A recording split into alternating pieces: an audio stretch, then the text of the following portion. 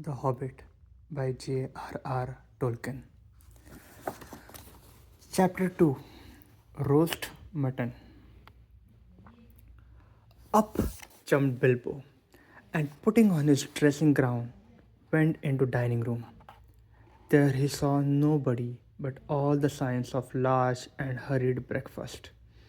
There was a fearful mess in the room and piles of unwashed crocks in the kitchen. Nearly every pot and pan he possessed seemed to have been used. The washing up was so dismally real that Bilbo was forced to believe the pantry of the night before had not been part of his bad dreams, as he had rather hoped. Indeed, he was really relieved after all to think that they had all gone without him and without bothering to wake him up. But with never a thank you, he thought. And yet, in a way, he could not help feeling just a trifle disappointed. The feeling surprised him. Don't be a fool, Bilbo Baggins, he said to himself, thinking of dragons and all the outlandish nonsense at your age. So he put on an apron, lit fires, boiled water, and washed up. Then he had a nice little breakfast in the kitchen before turning out the dining room. By the time the sun was shining and the front door was open, letting in a warm spring breeze, Bilbo began to whistle loudly and forget about the night before. In fact, he was just sitting down to a nice little second breakfast in the dining room by the open window when in walked Gandalf. My dear fellow, said he, whenever are you going to come? What about an early start? And here you are having breakfast, or whatever you call it, at 10:30. They left you a message because they could not wait. What message? Said poor Mr. Baggins, all in fluster. Great elephant, said Gandalf. You are not at all yourself this morning. You have never dusted the mantelpiece. What's that got to do with it? I have had enough to do with washing up for 14. If you had dusted the mantelpiece, you would have found this just under the clock, said Gandalf, handing Bilbo a note, written, of course, on his own note paper. This is what he read. Thorin and company to Bulgar Bilbo, greeting. For your hospitality, our sincerest thanks, and for your offer for professional assistance, our grateful acceptance. Terms: cash on delivery up to and not exceeding 1/14 of total profits, if any. All traveling expenses guaranteed in any event. Funeral expenses to be defrayed by us or our representatives if occasion arises and the matter is not otherwise arranged for. Thinking it unnecessary to disturb your esteemed response, we have proceeded in advance to make requisite preparations and shall wait your respected person at the Green Dragon Inn, Bywater, at 11 a.m. sharp. Trusting that you will be punctual, we have the honor to remain yours deeply, Thorin and company. That leaves you just 10 minutes. You will have to run, said Gandalf. But, said Bilbo. No time for it, said Wizard. But, said Bilbo again. No time for that either. Off you go. To the end of his days, Bilbo could never remember how he found himself outside without a hat, walking stick, or any money, or anything that he usually took when he went out, leaving his second breakfast half finished and quite unwashed up, pushing his keys into Gandalf's hand and running as fast as his furry feet could carry him down the lane, past the great mill across the water, and then on for a mile or more. Very puffed he was when he got to Bywater just on the stroke of 11 and found he had come without a pocket handkerchief. Bravo, said Balin, who was standing at the inn door looking for him. Just then, all the others came round the corner of the road from the village. They were on ponies, and each pony was slung about with all kinds of baggers, packages, parcels, paraphernalia. There was a very small pony, apparently for Bilbo. Up you to get, and off we go, said Thorin. I am awfully sorry, said Bilbo, but I have come without my hat, and I have left my pocket handkerchief behind, and I haven't got any money. I didn't get your note until after 10:45 to be precise. Don't be precise, said Dolvin, and don't worry, you will have to manage without pocket handkerchief and a good many other things before you get to the journey's end. As for a hat, I have got a spare hood and a cloak in my luggage. This is how they all came to start, jogging off from inn one fine morning just before May on leaden ponies. And Bilbo was wearing a dark green hood, a little weather stained, and a dark green cloak borrowed from Dwalin. They were too large for him, and he looked rather comic. What his father Bungo would have thought of him, I dare not think. His only comfort was he couldn't be mistaken for a dwarf, as he had no beard. They had not been riding very long when up came Gandalf, very splendid on a white horse. He had brought a lot of pocket handkerchiefs and a Bilbo's pipe and tobacco.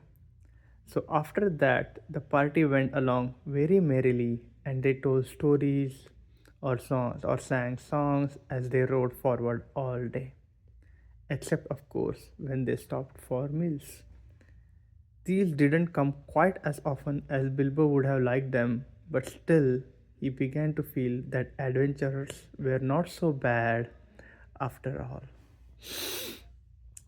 At first, they had passed through hobbit lands, a wild, respectable country inhabited by decent folk, with good roads and inn or two, and now and then a dwarf or a farmer ambling by on business. Then they come to lands where people spoke strangely and sang songs Bilbo had never heard before. Now they had gone on far into long lands where there were no people left, no inns, and the roads grew steadily worse. Not far ahead were dreary hills rising higher and higher, dark with trees. On some of them were old castles with an evil look, as if they had been built by wicked people. Everything seemed gloomy, for the weather that day had taken a nasty turn. Mostly it had been as good as May can be, even in merry tales, but now it was cold and wet. In the lone lands they had been obliged to camp when they could, but at least it had been dry. To think it will soon be June, grumbled Bilbo as he splashed along behind the others in a very muddy track. It was after tea time. It was pouring with rain and had been all day. His hood was dripping into his eyes. His cloak was full of water. The pony was tired and stumbled on stones. The others were too grumpy to talk. And I'm sure the rain has got into the dry clothes and into foot bags, thought Bilbo. Bother burgling and everything to do with it. I wish I was at home in my nice hole by fire with kettle just beginning to sing. It was not the last time that he wished that. Still the dwarfs jogged on, never turning around or taking any notice of Hobbit. Somewhere behind the grey clouds the sun must have gone down, for it began to get dark as they went down in a deep valley with a river at bottom. Wind got up, willows along its banks bent and sighed.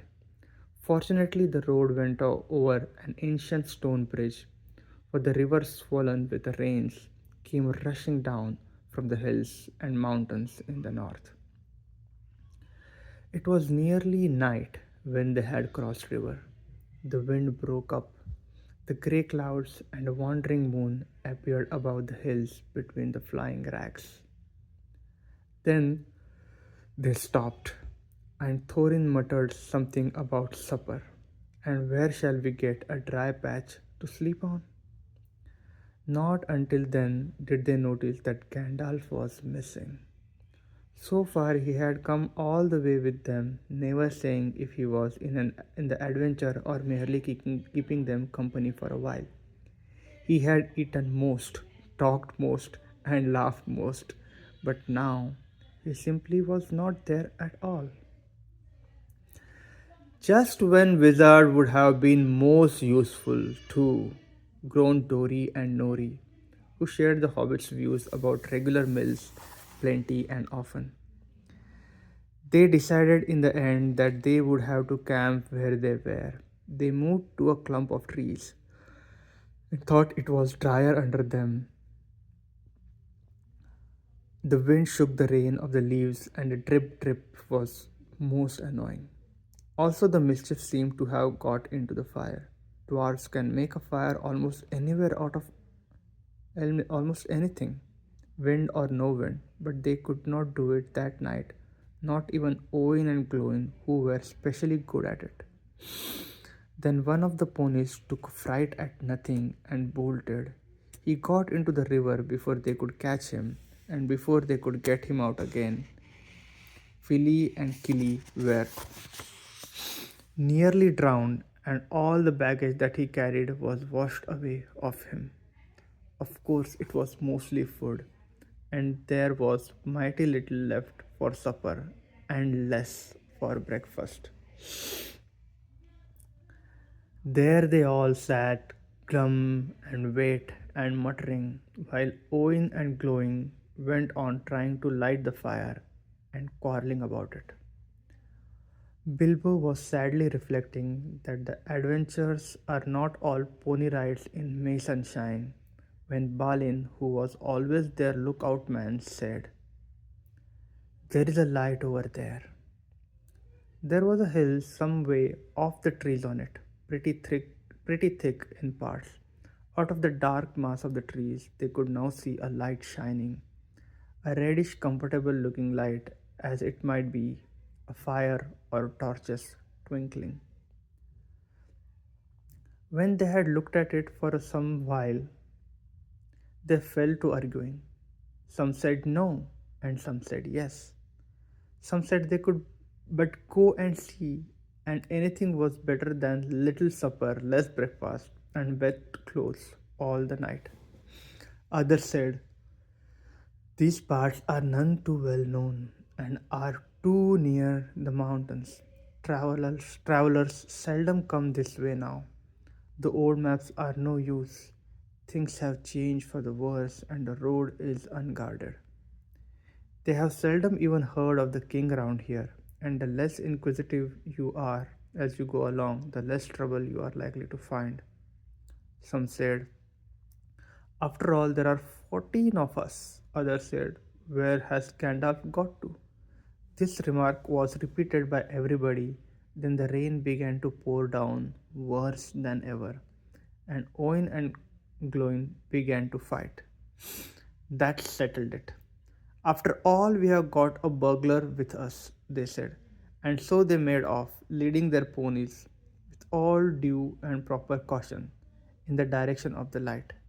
They came to hill and were soon in wood. Up the hill they went, but there was no proper path to be seen, such as might lead to a house of a farm or a farm. And do what they could, they made a deal of rustling and crackling and creaking, and a good deal of grumbling and dratting as they went through the trees in the pitch dark. Suddenly the red light shone out very bright through the tree trunks not far ahead. "Now it is a burglar's turn," they said, meaning Bilbo.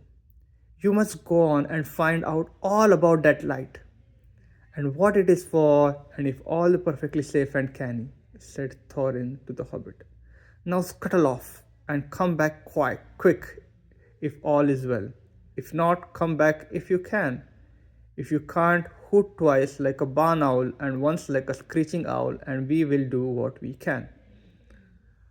Off Bilbo had to go, before he could explain that he could not hoot even once like any kind of owl any more than fly like a bat.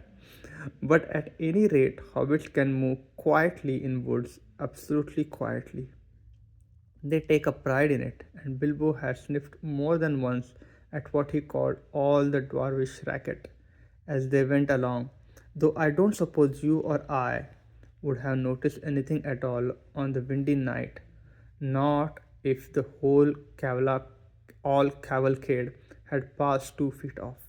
As for Bilbo, walking primarily towards the red light, I don't suppose even a weasel would have stirred a whisker at it. So naturally, he got right up to the fire, for the fire it was, without disturbing anyone, and this is what he saw.